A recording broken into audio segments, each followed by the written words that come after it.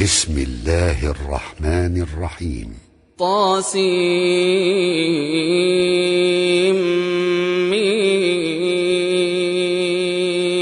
تلك آيات الكتاب المبين نتلو عليك من نبأ موسى وفرعون بالحق لقوم يؤمنون. إن فرعون علا في الأرض وجعل أهلها شيعا يستضعف طائفة منهم يذبح أبناءهم ويستحيي نساءهم إنه كان من المفسدين. ونريد أن نمن على الذين استضعفوا في الأرض ونجعلهم أئمة ونجعلهم الوارثين ونمكن لهم في الأرض ونري فرعون وهامان وجنودهما منهم ما كانوا يحذرون. وأوحينا إلى أم موسى أن أرضعيه فإذا خفت عليه فألقيه في اليم ولا تخافي ولا تحزني إنا رادوه إليك وجاعلوه من المرسلين. فالتقطه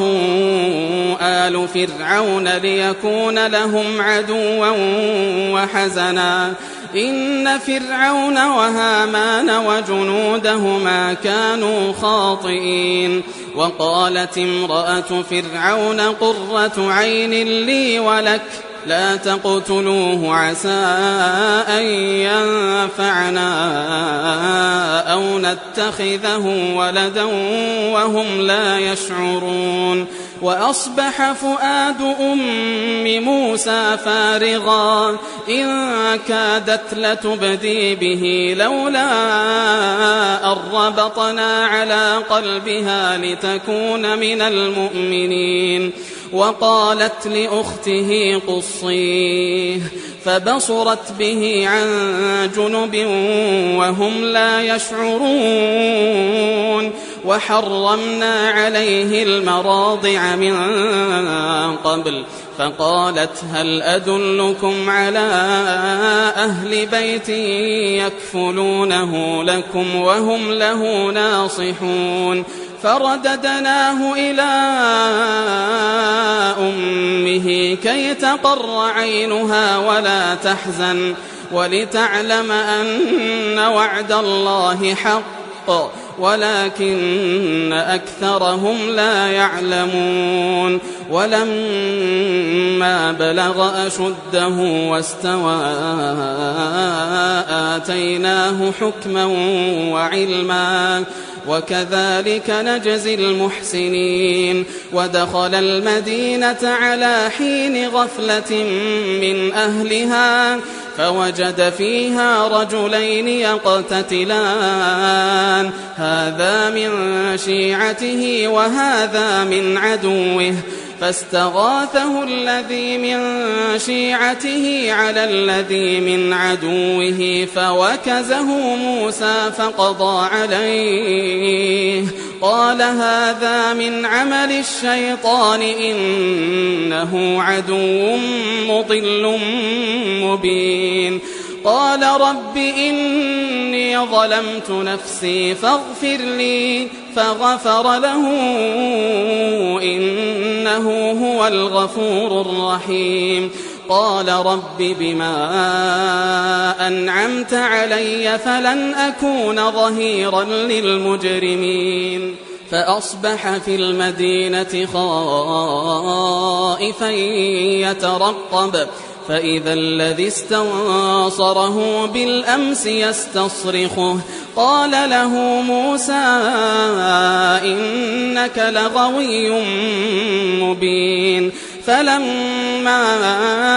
أن أراد أن يبطش بالذي هو عدو لهما قال يا موسى أتريد أن تقتلني كما قتلت نفسا بالأمس إن تريد إلا أن تكون جبارا في الأرض وما تريد أن تكون من المصلحين وجاء رجل من أقصى المدينة يسعى قال يا موسى إن الملأ يأتمرون بك ليقتلوك فاخرج إني لك من الناصحين فخرج منها خائفا يترقب قال رب نجني من القوم الظالمين ولما توجه تلقاء مدين قال عسى ربي أن يهديني سواء السبيل ولما ورد ماء مدين وجد عليه أمة من الناس يسقون ووجد من دونهم امرأتين تذودان قال ما خطبكما قالتا لا نسقي حتى يصدر الرعاء وأبونا شيخ كبير فسقى لهما ثم تولى إلى الظل فقال رب إني لما أنزلت إلي من خير فقير فجاءته إحداهما تمشي على استحياء قالت إن أبي يدعوك ليجزيك أجر ما سقيت لنا فلما جاءه وقص عليه القصص قال لا تخف نجوت من القوم الظالمين قالت إحداهما يا أبت استأجره إن خير من استأجرت القوي الأمين قال إني أريد أن أنكحك إحدى ابنتي هاتين على أن تأجرني 8 حجج فإن أتممت 10 فمن عندك وما أريد أن أشق عليك ستجدني إن شاء الله من الصالحين قال ذلك بيني وبينك أيما الأجلين قضيت فلا عدوان علي والله على ما نقول وكيل فلما قضى موسى الأجل وسار بأهله آنس من جانب الطور نارا قال لأهلهم كثوا إني آنست نارا لعلي آتيكم منها بخبر أو جذوة من النار لعلكم تصطلون فلما أتاها نودي من شاطئ الوادي الأيمن في البقعة المباركة من الشجرة أن يا موسى إني أنا الله رب العالمين وأن ألق عصاك فلما رآها تهتز كأنها جان ولا مدبرا ولم يعقب يا موسى أقبل ولا تخف إنك من الآمنين أسلك يدك في جيبك تخرج بيضاء من غير سوء واضمم إليك جناحك من الرهب فذلك برهانان من ربك إلى فرعون وملئه إنهم كانوا قوما فاسقين قال رب إني قتلت منهم نفسا فأخاف أن يقتلون وأخي هارون هو أفصح مني لسانا فأرسله معي يرد أن يصدقني إني أخاف أن يكذبون قال سنشد عضدك بأخيك ونجعل لكما سلطانا فلا يصلون إليكما بآياتنا أنتما ومن اتبعكما الغالبون فلما جاءهم موسى بآياتنا بينات قالوا ما هذا إلا سحر مفترى وما سمعنا بهذا في آبائنا الأولين وقال موسى ربي أعلم بمن جاء بالهدى من عنده ومن تكون له عاقبة الدار إنه لا يفلح الظالمون وقال فرعون يا أيها الملأ ما علمت لكم من إله غيري فأوقد لي يا هامان على الطين فاجعل لي صرحا لعلي أطلع إلى إله موسى وإني لأظنه من الكاذبين واستكبر هو وجنوده في الأرض بغير الحق وظنوا أنهم إلينا لا يرجعون فأخذناه وجنوده فنبذناهم في اليم فانظر كيف كان عاقبة الظالمين وجعلناهم أئمة يدعون إلى النار ويوم القيامة لا ينصرون وأتبعناهم في هذه الدنيا لعنة ويوم القيامة هم من المقبوحين ولقد آتينا موسى الكتاب من بعد ما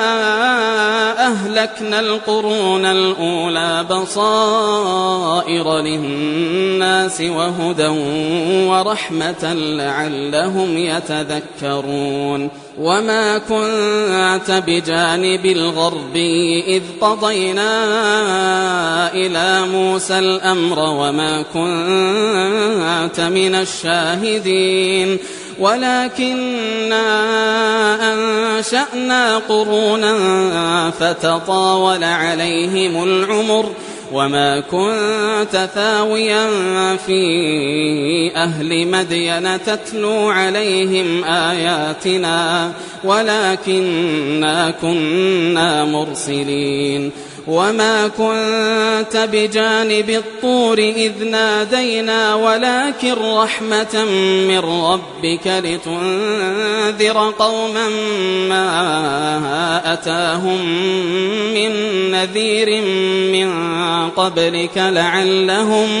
لعلهم يتذكرون ولولا أن تصيبهم مصيبة بما قدمت أيديهم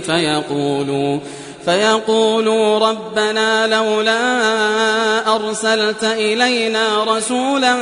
فنتبع آياتك ونكون من المؤمنين فلما جاءهم الحق من عندنا قالوا لولا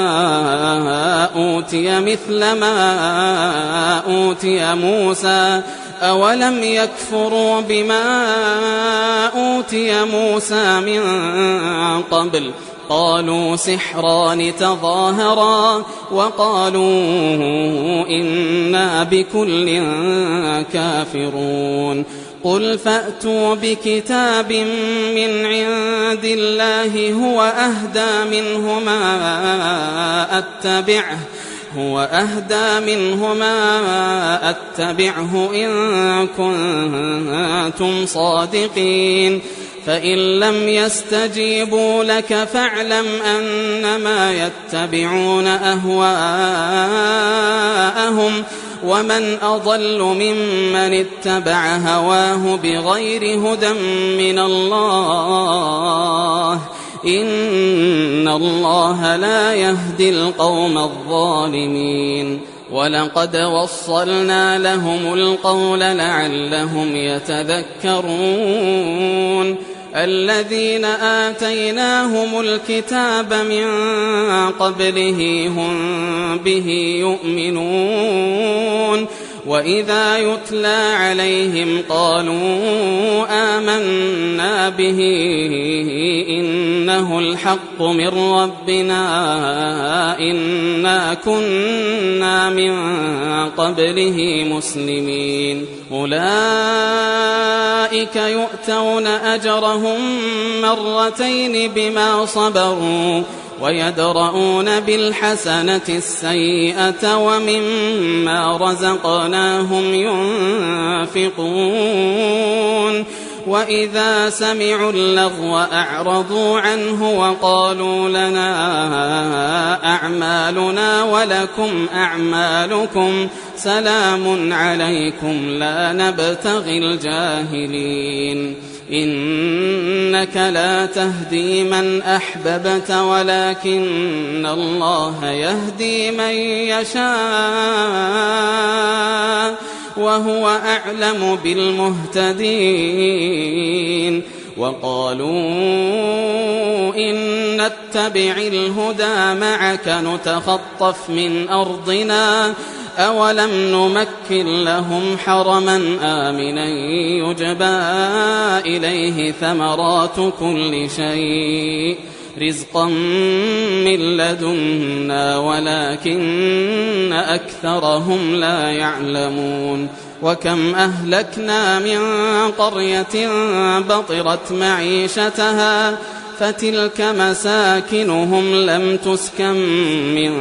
بعدهم إلا قليلا وكنا نحن الوارثين وما كان ربك مهلك القرى حتى يبعث في أمها رسولا يتلو عليهم آياتنا وما كنا مهلك القرى إلا وأهلها ظالمون وما أوتيتم من شيء فمتاع الحياة الدنيا وزينتها وما عند الله خير وأبقى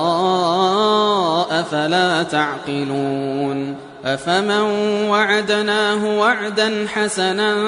فهو لاقيه كمن متعناه متاع الحياة الدنيا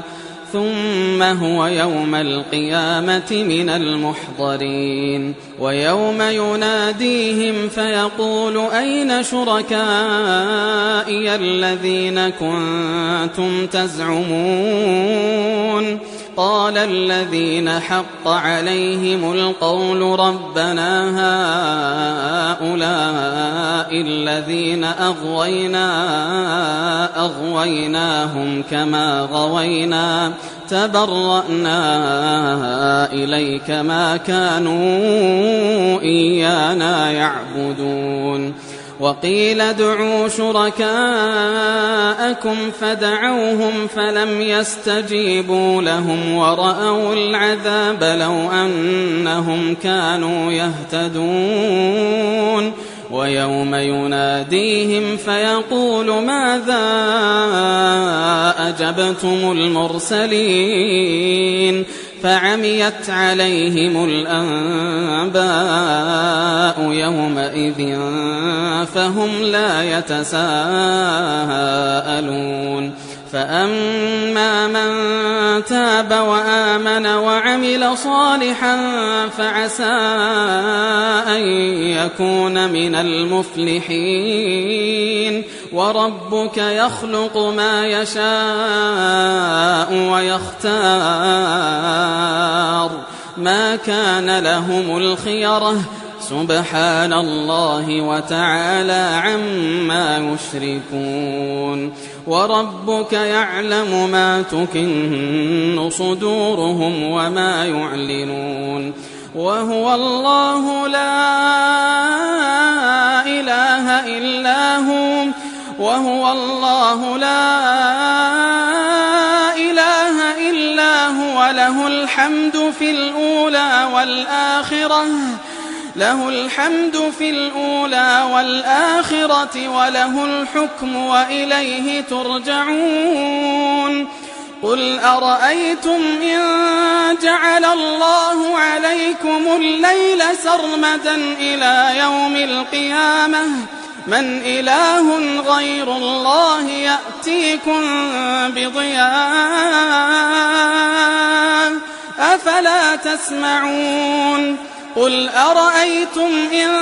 جعل الله عليكم النهار سرمدا إلى يوم القيامة من إله غير الله يأتيكم بليل تسكنون فيه أفلا تبصرون ومن رحمته جعل لكم الليل والنهار لتسكنوا فيه ولتبتغوا من فضله ولعلكم تشكرون ويوم يناديهم فيقول أين شركائي الذين كنتم تزعمون ونزعنا من كل أمة شهيدا فقلنا هاتوا برهانكم فعلموا أن الحق لله وضل عنهم ما كانوا يفترون إن قارون كان من قوم موسى فبغى عليهم وآتيناه من الكنوز ما إن مفاتحه لتنوء بالعصبة أولي القوة إذ قال له قومه لا تفرح إن الله لا يحب الفرحين وابتغ فيما آتاك الله الدار الآخرة ولا تنس نصيبك من الدنيا وأحسن كما أحسن الله إليك ولا تبغ الفساد في الأرض إن الله لا يحب المفسدين قال إنما أوتيته على علم عندي أولم يعلم أن الله قد أهلك من قبله من القرون من هو أشد منه قوة وأكثر جمعا ولا يسأل عن ذنوبهم المجرمون فخرج على قومه في زينته قال الذين يريدون الحياة الدنيا يا ليت لنا مثل ما أوتي قارون إنه لذو حظ عظيم وقال الذين أوتوا العلم ويلكم ثواب الله خير لمن آمن وعمل صالحا ولا يلقاها إلا الصابرون فخسفنا به وبداره الأرض فما كان له من فئة ينصرونه من دون الله وما كان من المنتصرين وأصبح الذين تمنوا مكانه بالأمس يقولون ويك أن الله يبسط الرزق لمن يشاء من عباده ويقدر لولا أمن الله علينا لخسف بنا ويك أنه لا يفلح الكافرون تلك الدار الآخرة نجعلها للذين لا يريدون علوا في الأرض ولا فسادا والعاقبة للمتقين من جاء بالحسنة فله خير منها ومن جاء بالسيئة فلا يجزى الذين عملوا السيئات إلا ما كانوا يعملون إن الذي فرض عليك القرآن لرادك إلى معاد قل ربي أعلم من جاء بالهدى ومن هو في ضلال مبين وما كنت ترجو أن يلقى إليك الكتاب إلا رحمة من ربك فلا تكونن ظهيرا للكافرين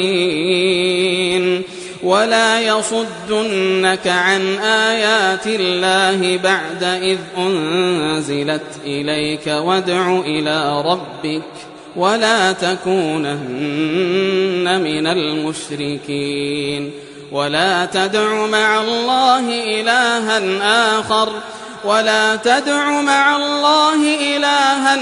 آخر لا إله إلا هو كل شيء هالك إلا وجهه له الحكم وإليه ترجعون